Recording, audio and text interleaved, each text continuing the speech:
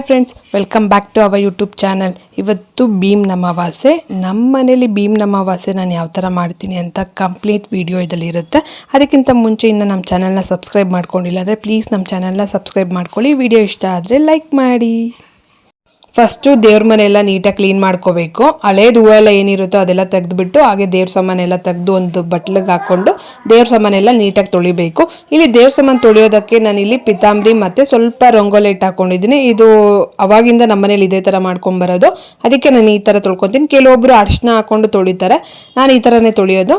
ಆಮೇಲೆ ದೇವ್ರ ಫೋಟೋ ಎಲ್ಲ ತೆಗೆದುಬಿಟ್ಟು ಒಂದು ಚಾಪೆ ಮೇಲೆ ಇಟ್ಕೋಬೇಕು. ಇಟ್ಕೊಂಡಾದ್ಮೇಲೆ ಫಸ್ಟ್ ಇಲ್ಲಿ ನಾನು ಒಣಗಿರೋ ಬಟ್ಟೆಲೆಲ್ಲ ನೀಟಾಗಿ ಒರೆಸ್ಕೊಂಡು ಬಿಡ್ತೀನಿ. ಆಮೇಲೆ ಸ್ವಲ್ಪ ತ್ಯಾವ ಮಾಡಿಕೊಂಡು ನೀಟಾಗೆಲ್ಲ ಒರೆಸ್ಕೊಂಡು ಬರ್ತೀನಿ. ಮೇಲೆ ಕೆಳಗೆ ಎಲ್ಲ ನೀಟಾಗಿ ಒರೆಸ್ಕೊಂಡು ಬಂದ್ಬಿಡ್ತೀನಿ.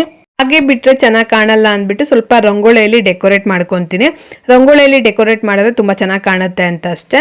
ಚಾಕ್ ಪೀಸಲ್ಲಿ ಸ್ವಲ್ಪ ಡಿಸೈನ್ ಮಾಡ್ಕೊತಾ ಇದ್ದೀನಿ ಅಷ್ಟೇ. ಚಾಕ್ ಪೀಸಲ್ಲಿ ಹಾಕ್ಬಾರ್ದು ಅಂತಾರೆ.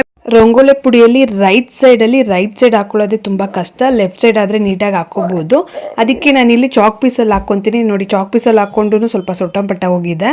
ಅದು 3 ಸೆಲ್ಫ್ ಇದೆ. 3 ಸೆಲ್ಫಲ್ಲೂ ನಾನು ರಂಗೋಲಿ ಹಾಕ್ಕೊತೀನಿ. ರಂಗೋಲಿ ಹಾಕ್ಕೊಂಡ್ರೆ ಚೆನ್ನಾಗಿ ಕಾಣುತ್ತೆ ಅಂತ ಚಾಕ್ ಪೀಸಲ್ಲಿ ಡಿಸೈನ್ ಮಾಡ್ಕೊತಾ ಇದ್ದೀನಿ ಅಷ್ಟೇ.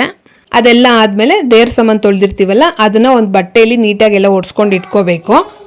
ದೇವ್ರಿಗೆ ಅಂತಾನೆ ಒಂದು ಸಪ್ರೇಟ್ ಬಟ್ಟೆ ಇಟ್ಬಿಡಿ, ಅದಲ್ಲೇ ಒಡ್ಸ್ಕೋಬೇಕು. ಒಂದು ತಾಮ್ರದ ತಟ್ಟೆ ತಗೋಬೇಕು. ತಟ್ಟೆ ಇಡಕ್ಕಿಂತ ಮುಂಚೆ ಇಲ್ಲಿ ರಂಗೋಲಿ ಹಾಕೋಬೇಕು. ರಂಗೋಲಿ ಹಾಕೊಂಡು ತಟ್ಟೆ ಇಡಿ ಅದಕ್ಕೆ ಒಂದು ಗ್ಲಾಸ್ ಅಕ್ಕಿ ಹಾಕೊಂಡು ಅದು ನೀಟಾಗಿ ಒಂದು ಲೆವೆಲಲ್ಲಿ ಮಾಡ್ಕೋಬೇಕು.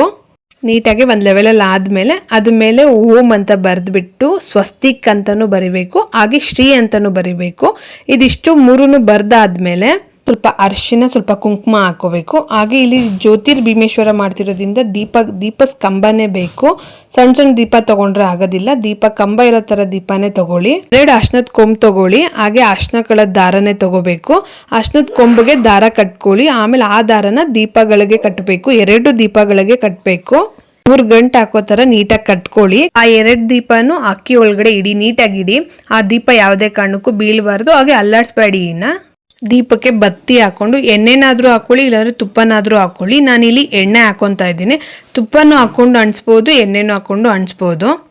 ದೀಪಗಳಿಗೆ ಹೂವು ಎಲ್ಲ ನೀಟಾಗಿ ಇಡಿ. ದೀಪ ಅಲ್ಲಾಡಿಸ್ಬೇಡಿ. ಮುಟ್ಟದಂಗೆ ನೀಟಾಗಿ ಸೈಡಲ್ಲೆಲ್ಲ ನೀಟಾಗಿ ಹೂವು ಇಟ್ಕೊಳ್ಳಿ. ಗೆಜ್ಜೆ ವಸ್ತ್ರನೂ ಹಾಕೋಬೇಕು. ಇಲ್ಲಿ ನಾನು 2 ಲೇಯರ್ ಮಾಡಿ ಹಾಕ್ತಾ ಇದ್ದೀನಿ. ಅರ್ಶಿನದ ದಾರ ಕೂಡ ಹಾಕೋಬೇಕು. ಹಾಕೊಂಡು ಹಾಗೆ ಕೈಗೆ ದಾರ ಕಟ್ಕೊಂತೀವಲ್ಲ ಅದನ್ನು ಅಷ್ಟೇ ದೇವ್ರ ಹತ್ರ ಇಟ್ಟು ಪೂಜೆ ಮಾಡ್ಕೋಬೇಕು. ಇಲ್ಲಿ ನಾನು 2 ಕಟ್ಕೋಬಾರ್ದು ಅಂದ್ಬಿಟ್ಟು 3 ಕಟ್ಟಿದ್ದೀನಿ ಕೈ ಕಟ್ಕೊಳ್ಳೋ ದಾರ. ನೈವೇದ್ಯಗೆ ಇಲ್ಲಿ ನಾನು ಸ್ವೀಟ್ ಪೊಂಗಲ್ ಮಾಡ್ಕೊಂಡಿದ್ದೀನಿ. ಹಾಗೆ ಹಣ್ಣು ಕೂಡ ಇಟ್ಟಿದ್ದೀನಿ. ಬಾಳೆಹಣ್ಣು ಇಟ್ಟು ನೈವೇದ್ಯ ಮಾಡ್ತೀನಿ. ದೀಪ ಅಂಟಿಸ್ಕೊತಾ ಇದ್ದೀನಿ. ದೀಪ ಅಂಟಿಸ್ಕೊಂಡು ಬೇಡ್ಕೋಬೇಕು. ಮನೆಯವ್ರಿಗೆ ಆಯುಸ್ಸು, ಆರೋಗ್ಯ, ಅವ್ರ ಕಷ್ಟನೆಲ್ಲ ಪರಿಹಾರ ಮಾಡು ಅಂತ ಬೇಡ್ಕೋಬೇಕು. ಹಾಗೆ ಪ್ರಸಾದ ಏನು ಮಾಡಿರ್ತೀವಲ್ಲ ಅದನ್ನೆಲ್ಲ ದೇವ್ರಿಗೆ ನೈವೇದ್ಯ ಮಾಡಬೇಕು. ಪ್ರಸಾದ ತೆಂಗಿನಕಾಯಿ ಕೂಡ ಹೊಡ್ಕೊಂಡು ದೇವ್ರಿಗಿಟ್ಟೆ. ಹಾಗೆ ಕರ್ಪೂರದಲ್ಲಿ ಪೂಜೆ ಮಾಡಿಕೊಂಡು, ಇದು ಜ್ಯೋತಿರ್ಭೀಮೇಶ್ವರ ಅಂತ ನಾನು ಇದೇ ಫಸ್ಟ್ ಮಾಡ್ತಿರೋದು. ನಮ್ಮ ಮದುವೆ ಆಗಿ 7 ವರ್ಷ ಆಗಿದೆ. ಸುಮ್ಮನೆ ಪಾದ ಪೂಜೆ ಮಾಡ್ತಿದ್ದೆ ಅಷ್ಟೇ. ಈ ವರ್ಷ ಮಾಡಬೇಕು ಅಂತ ನಾನು ಮಾಡ್ತಿರೋದು. ಪೂಜೆ ಎಲ್ಲ ಆಯಿತು. ಬೇಡ್ಕೋಬೇಕು. ಶಿವ ಪಾರ್ವತಿನ ಮುಕ್ಕೊಂಡು ನಮ್ಮ ಕಷ್ಟನೆಲ್ಲ ಪರಿಹಾರ ಮಾಡಿ ನಮ್ಮ ಮನೆಯವ್ರಿಗೆ ಆಯುಸ್ಸು, ಆರೋಗ್ಯ, ಐಶ್ವರ್ಯ, ಅವ್ರು ಅನ್ಕೊಳ್ಳೋದೆಲ್ಲ ಆದಷ್ಟು ಬೇಗ ಆಗಲಿ ಅಂತ ಬೇಡ್ಕೋಬೇಕು. ಇದು ಬೆಳಿಗ್ಗೆ ಎಲ್ಲ ಪೂಜೆ ಮಾಡಿರೋದು. ಸಂಜೆ ಮತ್ತೆ ಪೂಜೆ ಮಾಡಬೇಕು. ನೋಡಿ ನನ್ನ ಮಗ ಕೂಡ ಕಾಪಿ ಮಾಡ್ತಾವನೆ. ನಾನು ಪೂಜೆ ಮಾಡಬೇಕು ಅಂದ್ಬಿಟ್ಟು ಅವನು ಪೂಜೆ ಎಲ್ಲ ಮಾಡ್ದ. ಹಾಗೆ ಬೇಡ್ಕೊತಾ ಇದ್ದ. ಸ್ವಲ್ಪ ಹೊತ್ತು ಹಂಗೆ ಅಲ್ಲೇ ನಿಂತ್ಕೊಂಡು ಬೇಡ್ಕೊತಾ ಇದ್ದ. ನಾನು ಸುಮ್ಮನೆ ತಮಾಷೆಗೆ ಏನು ಹುಡುಗಿ ಬೇಕು ಅಂತ ಬೇಡ್ಕೊತಾ ಇದೆಯಾ ಅಂತ ಅಂದಿದ್ದಕ್ಕೆ ಅವ್ನ ರಿಯಾಕ್ಷನ್ ಹೆಂಗೆ ಕೊಡ್ತಾನೆ ನೋಡಿ.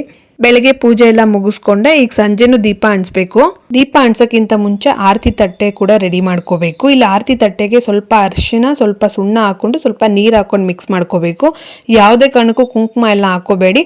ಅದ ಮೇಲೆ ಸ್ವಲ್ಪ ಹೂವು ಹಾಕೊಂಡಿದ್ದೀನಿ. 2 ದೀಪ ಇಟ್ಕೊಂಡಿದ್ದೀನಿ. ಸಂಜೆನೂ ದೀಪ ಅಂಟಿಸಿ ಪೂಜೆ ಮಾಡಬೇಕು.